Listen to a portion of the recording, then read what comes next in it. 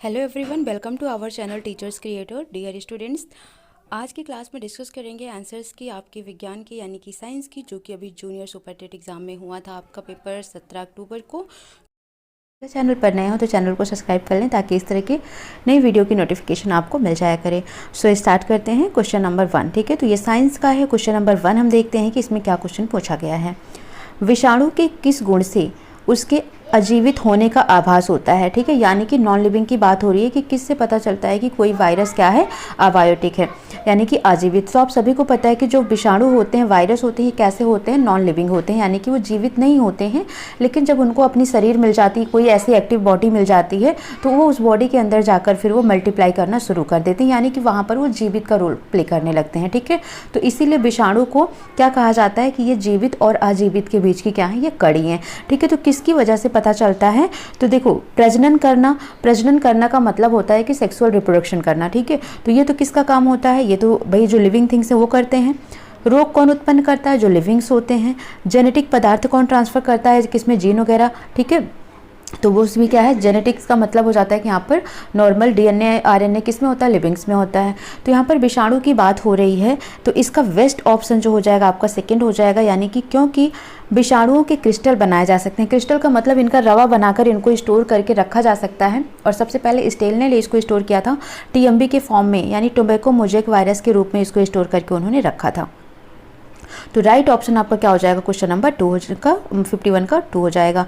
Next है, खेत में नॉस्टॉक की उपस्थिति सहायक होती है। तो जो भी नॉस्टॉक हो गया, एनावीना हो गया, ट्राइजोबियम हो गए, तो ये सभी किस में हेल्प करते हैं, नाइट्रोजन चक्र में हेल्प करते हैं। ठीक है, नाइट्रोजन चक्र में होता क्या है, तो ये जो भी नॉस्टॉक है, एनावीना है, ये सभी क्या है, एक तरीके के बैक्टीरिया आप देखते हो, राइजोबियम है, तो ये क्या करते हैं, नाइट्रोजन को नाइट्रेट में कन्वर्ट कर देते हैं।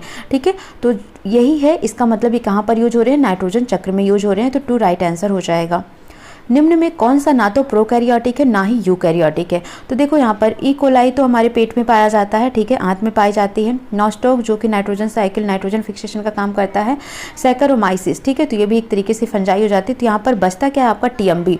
तो ये जो टीएमबी है, ये क्या है, एक तरीके का वायरस है। इसका फुल फॉर्म होता है टोबैको मोज़ेक वायरस। ठीक है, तो वायरस आपका ना ही तो प्रोकैरियोटिक होता है ना तो यूकैरियोटिक होता है। तो ये आ जाता है आपका किसमें, राइट ऑप्शन 3 हो जाएगा इसका।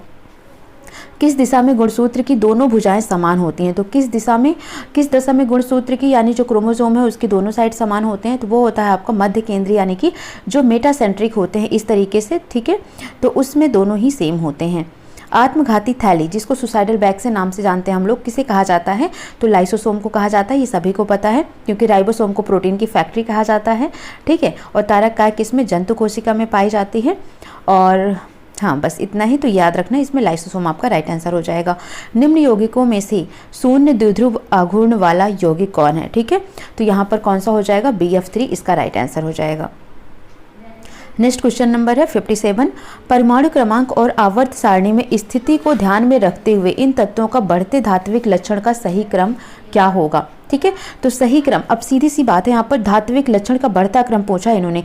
तो सोडियम क्या है, धातुएं हैं। मैग्नीशियम धातु है, बेरिलियम धातु है। ठीक है, सिलिकॉन यहाँ पर उपधातु में आ जाता है। और फास्फोरस क्या है, अधातु है। तो अधातु है। ठीक है, तो यही से ही आपको सीक्वेंस दिख रहा है, अधातु फिर उपधातु फिर धातुओं का ये बढ़ता हुआ क्रम। तो राइट ऑप्शन आपका 3 हो जाएगा यहाँ पर। फोटोकेमिकल स्मॉग का मुख्य अवयव कौन सा है, तो इसमें पैन और नाइट्रोजन डाइऑक्साइड ये दोनों ही होते हैं। तो राइट ऑप्शन आपका 2 हो जाएगा, यानी कि 1 and 4 बोथ। मीथेमोग्लोबिनीमिया नामक बीमारी किस कारण होता है। ठीक है, तो जो ये मीथेमोग्लोबिनीमिया है, ये होता है नाइट्रेट्स की उपस्थिति के कारण, यानी कि जब पीने का जो पानी होता है उसमें नाइट्रेट्स की मात्रा बहुत ज़्यादा ही हो जाती है, तब होता है। तो राइट ऑप्शन आपका क्या हो जाएगा यहाँ पर, 4 इसका राइट आंसर हो जाएगा। निम्न में से किस अभिक्रिया से सबसे अधिक ऊर्जा की आवश्यकता होती है। तो देखो, वैसे तो हमने क्या पढ़ा है, ग्रुप 4 का पढ़ा है, यानी कि जिसको हम उपधातुओं में देखते हैं। तो उपधातुओं में हमारी सिलिकॉन, जर्मेनियम, ठीक है, तो कार्बन, ये सभी आ जाते हैं। बट जो सिलिकॉन और जर्मेनियम है उनमें ज़्यादा उतना एनर्जी की रिक्वायरमेंट नहीं होती जितना कार्बन में होती है, क्योंकि अगर कार्बन 4 इलेक्ट्रॉन लेता है तो भी बहुत ज़्यादा ही मात्रा में एनर्जी की रिक्वायरमेंट हो रही है, और डोनेट करता है तो बहुत ज़्यादा इलेक्ट्रॉन वो लॉस कर रहा है। तो यहाँ पर राइट ऑप्शन आपका बन जाता है कार्बन। ठीक है, तो इसका 3rd राइट आंसर हो जाएगा। नेक्स्ट क्वेश्चन है हमारा 61। ताम्र की डिस्क में एक छिद्र है, यदि डिस्क को गर्म किया जाए तो छिद्र का आकार होगा। अब तांबा है क्या, सिंपल से आप अपना दिमाग लगाते, कॉपर वायर आप लोगों ने मार्केट में देखा है, आपने एल्यूमिनियम फॉयल देखा है जिसमें आप पराठे वगैरह पैक करते हैं, तो सिंपल से आप अपने दिमाग में लॉजिक लगाते कि अगर आप उसको नीचे से माचिस की तिली से जला रहे हैं किसी भी चीज़ में तो एक होल हो जाता है और धीरे धीरे वो होल बढ़ता ही जाता है। ठीक है, तो यहाँ पर आप अपना इतना भी दिमाग लगा लेते तो आपको पता चल जाता। तो राइट आंसर क्या हो जाएगा यहाँ पर, फोर्थ यानी कि इंक्रीज होगा, तो डी इसका राइट आंसर हो जाता है। 1 नैनोमीटर तुल्य है किसके, तो 1 नैनोमीटर बराबर होता है 10 की घात -9 मीटर के। तो जिन्होंने तो ये कर दिया होगा तो वो गलत हो जाएगा, क्योंकि यहाँ मिलीमीटर दिया हुआ है, तो 10 की घात -9 मीटर लाने के लिए आपको क्या करना पड़ेगा, थर्ड ऑप्शन राइट करना होगा, क्योंकि 10 की घात -7 और ये सेंटीमीटर में लिखा हुआ है, सेंटीमीटर का मतलब होता है 10 पावर -2। जब इन दोनों को सॉल्व करोगे तो 10 पावर -9 मीटर आ जाएगा, तो राइट ऑप्शन आपका क्या हो जाता है, थर्ड हो जाता है। उष्मीय ऊर्जा को विद्युत ऊर्जा में कौन सी युक्ति परिवर्तित करती है, तो जब भी हीट की बात आती है, उष्मा की बात आती है, समझ लो आप थर्मल टेम्परेचर की बात कर रहे हैं, तो वहाँ पर तो आपको तापीय युग में ही करना था, थर्मोकपल का यूज करना था। नेक्स्ट क्वेश्चन देखते हैं 64, निम्नलिखित में कौन सा असंरक्षी बल है। ठीक है, असंरक्षी का मतलब है नॉन कंजर्वेटिव, जिसको आप कंजर्व करके, संरक्षित करके, सुरक्षित करके नहीं रख सकते हैं, तो कौन सा होगा, ग्रेविटेशनल फोर्स होगा, गुरुत्वाकर्षण बल होगा। शेर की दहाड़ में होता है, ठीक है, अब देखो शेर की दहाड़ क्या होता है, इसकी आवाज़ बहुत ही तेज होती है। जब आवाज़ बहुत तेज होती है तो इसका मतलब उसका लाउडनेस बहुत ज़्यादा है ना, तो लाउडनेस ज़्यादा है, तो लाउडनेस किस पर डिपेंड करता है, एम्पलीट्यूड पर, है ना, एम्पलीट्यूड पर यानी कि आयाम पर डिपेंड करता है, तो आयाम अधिक है यानी कि उसकी तीव्रता अधिक है। ठीक है, लेकिन अगर हम पिच की बात करें तो जो पिच है, क्योंकि वो सुरीली आवाज़ के लिए होती है, तो पिच यहाँ पर क्या होगा, तारतम्य क्या हो जाएगा, कम हो जाएगा, तो राइट ऑप्शन आपका फर्स्ट ही हो जाएगा। ठीक है, नेक्स्ट है 66, जंतुओं के वर्गीकरण के दृष्टिकोण से निम्न में से कौन से जंतुओं का समूह सही है। ठीक है, तो ये जो एनिमल किंगडम था तो उसमें आप देखेंगे तो ये हो जाएगा आपका यूप्लेक्टेला, स्पॉन्जिला एंड साइकॉन। ठीक है, तो ये राइट आंसर हो जाएगा। अमीबा, पैरामीशियम, तो ये क्या होते हैं, एक कोष के प्रोटिस्टा में आते हैं। नाल तंत्र की उपस्थिति फाइलम विशिष्ट लक्षण होता है, तो किस में होता है, ये किस फाइलम में पाया जाता है, केनाल, तो केनाल सिस्टम जो है ये पोरीफोरा में पाया जाता है, तो राइट ऑप्शन आपका 4 हो जाएगा। लंबी वायु छिद्र युक्त अस्थियां तथा वायु थैलियों से युक्त फेफड़े इस वर्ग का लक्षण है। देखो अस्थियां कैसी हैं, लंबी वायु छिद्र हैं, मतलब बहुत ही हल्की हैं, तो हल्की किसकी अस्थियां होती हैं, हड्डियां होती हैं, तो वो पक्षियों की होती हैं, तो 2 इसका राइट आंसर हो जाएगा। लाभदायक कीट है, तो राइट ऑप्शन हो जाएगा एपिस। एपिस आपने एपीकल्चर पढ़ा है, तो एपीकल्चर में क्या आते हैं, मधुमक्खियाँ आती हैं, मधुमक्खियाँ क्या होती हैं, लाभदायक होती हैं, क्योंकि उनसे हम शहद बनाते हैं। ठीक है, तो यहाँ पर राइट ऑप्शन आपका 2 हो जाएगा। एक कार एक निश्चित दूरी की प्रथम अर्ध दूरी B1 चाल से तथा द्वितीय अर्ध दूरी B2 चाल से तय करती है। संपूर्ण यात्रा के लिए B1 और V2 का औसत चाल क्या होगा। ठीक है, तो यहाँ पर बात किया गया है, फर्स्ट हाफ वो किससे चल रही है, B1 से, सेकेंड हाफ वो B2 से चल रही है। तो यहाँ पर आप इसको जब सीक्वेंस लगाएंगे तो ये इस तरीके से आता है, जैसे औसत निकालते हो ना, तो औसत जब हम x1 और x2 लेते हैं तो क्या हो जाता है, 2x1 x2 upon x1 plus x2, यही तो होता है औसत हमारा। तो जिन्होंने शॉर्ट ट्रिक पढ़ी होगी उनको पता होगा। ठीक है, तो ये आ जाता है, तो ये है क्या, एक तरीके से हार्मोनिक मीन होता है, यानी कि हरात्मक माध्य होता है। तो यहाँ पर आपका राइट आंसर हो जाएगा थर्ड। ठीक है, 71 का थर्ड हो जाएगा। 72 देखिए, वह कौन सा ताप है जिस पर सेल्सियस एवं फ़ारेनहाइट पैमाने का मान समान होता है, तो -40 डिग्री है, जिस पर दोनों का मान क्या होता है, समान होता है। निम्नलिखित में से किसका प्रयोग प्रशीतन में किया जाता है। ठीक है, यहाँ पर बात हो रही है कि रेफ्रिजरेशन में किसका यूज किया जाता है, तो फ्रीऑन गैस का यूज किया जाता है, जिसे CFC भी कहा जाता है, क्लोरोफ्लोरोकार्बन कहा जाता है। तो फ्रीऑन गैस होती है जो कि उसको ठंडक पहुँचाता है। एम्पियर घंटा मात्रक है, तो वैसे तो ये आवेश का मात्रक है। ठीक है, किसका मात्रक है, ये आवेश का मात्रक है, लेकिन आवेश आपका ऑप्शन में नहीं है, तो जो विद्युत मात्रा है, क्वांटिटी ऑफ इलेक्ट्रिसिटी, यही क्या है, आवेश है, तो आपका राइट आंसर हो जाएगा 4 यहाँ पर। 75 देखते हैं, एक डिस्ट धारा वाही चालक के चारों तरफ उत्पन्न क्षेत्र होता है, जहां ई तथा बी क्रमशः विद्युत और चुंबकीय क्षेत्र होते हैं। तो यहाँ पर DC करंट की बात हो रही है, तो उसमें केवल और केवल क्या होगा, मैग्नेटिक फील्ड होता है। ठीक है, तो यहाँ पर केवल बी आपका राइट आंसर हो जाएगा। एलिजा टेस्ट आप सभी को पता है, एड्स के लिए किया जाता है एलिजा टेस्ट। ठीक है, एड्स के लिए किया जाता है, और एड्स का टेस्ट जब एलिजा टेस्ट के लिए हम करते हैं तो एक तरीके से एंटीबॉडी एंटीजन पर ही काम कर रहे हैं। ठीक है, तो एलिजा का कार्य सिद्धांत क्या होता है, एंटीजन एंटीबॉडी पर परस्पर क्रिया करना, तो थर्ड इसका राइट आंसर हो जाता है। बीटी टॉक्सिन जीन का कोड क्या होता है, वैसे इसका होता है क्राई। ठीक है, CRY क्राई। निम्नलिखित में से किस प्रक्रिया में ऑक्सीजन की आवश्यकता नहीं होती है? देखते हैं इसको, क्या आंसर ये करते हैं। वैसे ग्लाइकोलिसिस में भी नहीं होता है, प्रकाश संश्लेषण में भी नहीं होता, क्योंकि प्रकाश संश्लेषण में आप सभी को पता है कार्बन डाइऑक्साइड और वाटर मिनरल्स मिलकर, ठीक है, सनलाइट के प्रेजेंस में ये ग्लूकोज और ऑक्सीजन बनाते हैं, ये ना कि इसमें इनकी आवश्यकता होती है इस प्रक्रिया में, ठीक है। तो ये प्रोड्यूस कर रहे हैं, तो वैसे ग्लाइकोलिसिस इसका राइट आंसर होना चाहिए, बट देखते हैं कि ये इनमें से क्या लेते हैं। कवक मूल किसके उदाहरण हैं? तो कवक मूल की बात करते हैं, ठीक है, तो ये सहोपकारिता होगा, जिसमें आपने अंजीर और फिंज का भी पढ़ा होगा, ठीक है। वो फिंज यानी कि अंजीर के ऊपर जब वो ततैया वगैरह बैठती हैं तो उनका भी जो रिलेशन है वो भी कैसा होता है, सहोपकारिता का होता है। तो माइकोराजिया भी आपका क्या होता है, म्यूटलिज्म का रिलेशन होता है, ठीक है। तो यहाँ पर थर्ड राइट आंसर होगा। डिनाइट्रीकरण के लिए निम्न में से कौन जिम्मेदार है? देखो, नाइट्रीकरण के लिए नाइट्रेट्स में कौन करता है, नाइट्रोजन फिक्सेशन का काम कौन करता है? तो anabaena, nostoc, rhizobium, nostoc, rhizobium, तो ये तो आप एजोटोबैक्टर, ये सभी आपको पता है कि क्या करते हैं, नाइट्रिफिकेशन करते हैं, है ना। यहाँ पूछा गया था डिनाइट्रिफिकेशन, उसका उल्टा, तो सूडोमोनास, ठीक है, सूडोमोनास एवं थायोबैसिलस जो हैं ये डिनाइट्रीकरण के लिए जिम्मेदार होते हैं। तो राइट ऑप्शन हो जाएगा 1।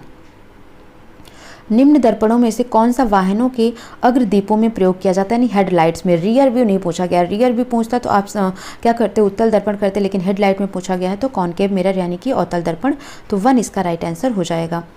नेक्स्ट क्वेश्चन है, एक पदार्थ की प्रतिरोधकता ताप बढ़ने पर घटती है, यानी कि प्रतिरोध बढ़ रहा है तो ताप क्या है, घट रहा है। तो मेरे अकॉर्डिंग तो सिलिकॉन होना चाहिए इसका आंसर, ठीक है।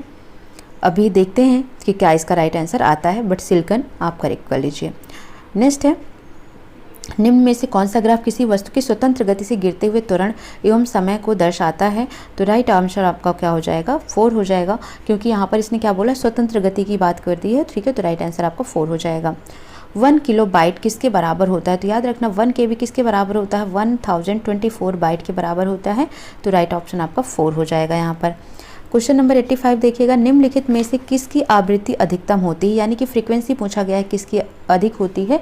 तो आप इसको जब बनाएंगे तो आपको पता चलेगा कि जो एक्स किरणें हैं, ठीक है, तो एक्स किरणों की फ्रीक्वेंसी ज़्यादा होगी इनमें से जो भी दिए हुए हैं।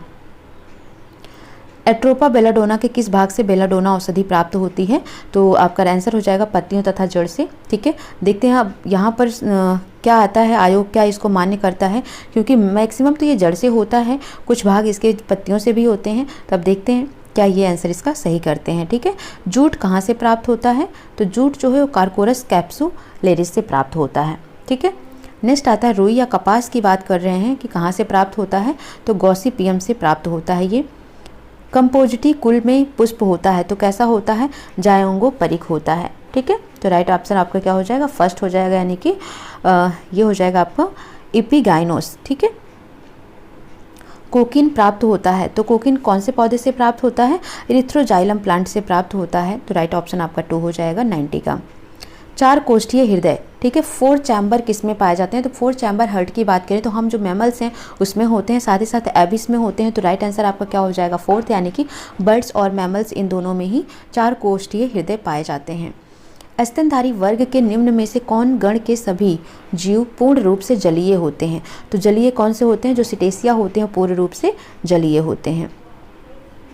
नाखून, पंजा, खुर और सींग किससे बनते हैं? तो ये क्या है, त्वचा है एक तरीके का, तो एपिडर्मिस आप बोलेंगे इसको। तो 4 राइट आंसर होगा। कौन सा विटामिन मनुष्य में रक्त का थक्का जमने के लिए जिम्मेदार होता है? तो कौन सा विटामिन है जो रक्त का थक्का बनाता है? विटामिन के है। विटामिन सी से स्कर्वी रोग होता है, विटामिन ए से रतौंधी होता है, विटामिन ई की कमी से नपुंसकता आती है, ठीक है। तो यहाँ पर राइट ऑप्शन क्या हो जाएगा, विटामिन के, यानी कि 1 इज द राइट आंसर। खुदाई करने की आदत वाले जीव निम्न अनुकूलन दर्शाते हैं। तो खुदाई क्या होता है, एक तरीके की खनन विधि होती है, तो खननी अनुकूलन इसका राइट आंसर हो जाएगा। निम्न में से कौन सी लोहे की अयस्क नहीं है? ठीक है, तो आपने सुना ही होगा लिमोनाइट, हीमेटाइट, मैग्नेटाइट, ठीक है, ये सभी आयरन के अयस्क होते हैं। वहीं पर पीटेलाइट जो वो आयरन का ओर नहीं कहलाता है। देखो गन मेटल में कौन से संगठन होते हैं? कंपोजिशंस की बात हो रही है, मिश्र धातुएं हैं ये एक तरीके से, ठीक है। तो गन मेटल में कार्ट्रिज होता है, यानी कि कॉपर, टिन और जस्ता सभी होते हैं, तो ये होता है, ये तो सही ही है, ठीक है। नाइक्रोम में आप देखेंगे तो नाइक्रोम निकिल और क्रोमियम आयरन पाया जाता है, ये भी सही है। पीतल की बात करें तो पीतज यानी कि तांबा और जस्ता पाया जाता है, लेकिन सोल्जर की बात करें तो इसमें टिन और क्या होता है, लेड होता है। तो यहाँ पर जिंक इन्होंने दिया, इसकी जगह पर टिन होना चाहिए था, ठीक है। तो कौन सा मैच नहीं कर रहा है, सही सुमेलित नहीं है, तो इसका राइट आंसर क्या हो जाएगा, 3 हो जाएगा। 98 देखते हैं, निम्न में से कौन सा यौगिक निर्जलीकरण अभिक्रिया में सबसे अधिक कार्बोनियम आयन मूलक देते हैं। ठीक है, तो राइट ऑप्शन आपका हो जाएगा फर्स्ट ही इसका राइट आंसर हो जाएगा। इमली में कौन सा एसिड पाया जाता है, तो टार्ट्रिक एसिड पाया जाता है। ठीक है, और सिट्रिक किस में पाया जाता है, नींबू वगैरह में पाया जाता है। एसिटिक सिरका में पाया जाता है। एस्कॉर्बिक विटामिन सी में पाया जाता है। ठीक है, तो ये हो गया।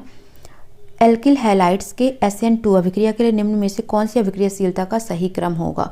ठीक है, तो आयोडीन, ब्रोमीन, क्लोरीन, फ्लोरीन, तो ये हो जाएगा RI, RVR। इस तरीके से क्वेश्चन नंबर 100 का थर्ड राइट आंसर हो जाएगा। यहाँ पर दिया हुआ है आपको nitrogen, oxygen, phosphorus and sulphur के विद्युत ऋणात्मकता के मान निम्न क्रम में बढ़ते हैं। ठीक है, तो अभी आपको पता विद्युत ऋणात्मकता कैसी होती है, तो आपको ये चीज़ें पता होनी चाहिए कि जो इलेक्ट्रॉन नेगेटिविटी होती है, ठीक है, विद्युत ऋणात्मकता ऊपर से नीचे आने पर आवर्त सारणी में घटती है और बाएं से दाएं जाने पर क्या होती है, बढ़ती है। तो उसी हिसाब से आपको इसको सेट करना था और सेट करते तो आपको आंसर मिल जाता, सेकंड नंबर इसका राइट आंसर हो जाता। ठीक है, असत्य कथन को इंगित करना है, जैसे वायुमंडल में उपस्थित ओजोन परत हानिकारक परावैंगनिक किरणों से हमारी रक्षा करती है, तो ये तो बिल्कुल सही बात है। कीटनाशी के अनवरत उपयोग ने मृदा प्रदूषण उत्पन्न करता है, सही बात है। गैसोलीन में टेट्राएथिल लेड डाला जाता है ताकि वाहनों से निकलने वाली गैसें वायु प्रदूषण ना उत्पन्न कर सकें, तो ये रॉन्ग है, क्योंकि जो टेट्राएथिल लेड डाला जाता है, नॉकिंग प्रॉब्लम जो आती है तो उस अपस्फोटन से बचने के लिए ही किया जाता है। थर्ड इसका राइट आंसर हो जाएगा, यही असत्य है। XeF6 में Xe का संस्करण क्या होगा, तो sp3d3 होगा। ठीक है, यहाँ पर आपको लिथियम, मैग्नीशियम, बेरिलियम, कार्बन दिया है। विद्युत ऋणात्मकता के बढ़ते क्रम में भी इसको रखना है। ठीक है, तो वही विद्युत ऋणात्मकता इधर से घटेगी और इधर बढ़ेगी, तो आपको इस तरीके से इसको गेस करके मतलब अच्छे से सॉल्व करके तब करना था। तो फोर्थ इसका राइट आंसर आएगा। निम्न अभिक्रिया में उत्पाद X है। ठीक है, तो इसका राइट आंसर आपका हो जाएगा यहाँ पर फर्स्ट, ये इसका राइट आंसर हो जाएगा। रेशम के कीड़े का पालन कहलाता है, सेरीकल्चर कहलाता है। ठीक है, शरीर का श्वसन केंद्र किसको कहा जाता है, तो रेस्पिरेशन सिस्टम किसको कहा जाता है, जो हमारा मेडुला ऑब्लेंगेटा होता है मस्तिष्क का, उसको ही कहा जाता है। हेनले का लूप संबंधित है। ठीक है, तो हेनले लूप आपने कुछ इस तरीके से देखा होगा जब आपने किडनी का स्ट्रक्चर पढ़ा होगा। ठीक है, तो यहाँ से इस तरीके से पाइपें आती हैं, इनका कनेक्शन होता है, यहीं पर ग्लैब्रो पाया जाता है। ठीक है, और ये वुमेंस कैप्सूल वगैरह जो होते हैं, तो इस तरीके से आपने यहाँ पर ये पढ़ा होगा हेनले का लूप। तो ये होता है किडनी में, तो किडनी क्या है, एक तरीके का उत्सर्जन अंग है। ठीक है, तो उत्सर्जन से संबंधित है। निम्नलिखित में से कौन सा मनुष्य के शरीर का ब्लड बैंक कहा जाता है, तो यानी स्प्लीन हो गया, तो प्ली है इसका राइट आंसर हो जाएगा। नेक्स्ट है पॉलिप और मेड्यूसा शरीर के वैकल्पिक रूप संघ के जंतुओं में उपस्थित होते हैं। तो किस में उपस्थित होते हैं, सिलेंट्रेटा में होते हैं पॉलिप और मेड्यूसा। तो इस तरीके से आपके 110 क्वेश्चंस तक हो जाते हैं। ठीक है, तो ये रही साइंस के आंसर की। कैसी लगी आपको जरूर कमेंट सेक्शन में बताइएगा। आपके कैसे मार्क्स आ रहे हैं, आपका एग्जाम कैसे गया, कमेंट सेक्शन में जरूर मैसेज करें। सो मिलते हैं नेक्स्ट सेशन में। Bye bye, take care. Please video को लाइक, शेयर, सब्सक्राइब जरूर करें।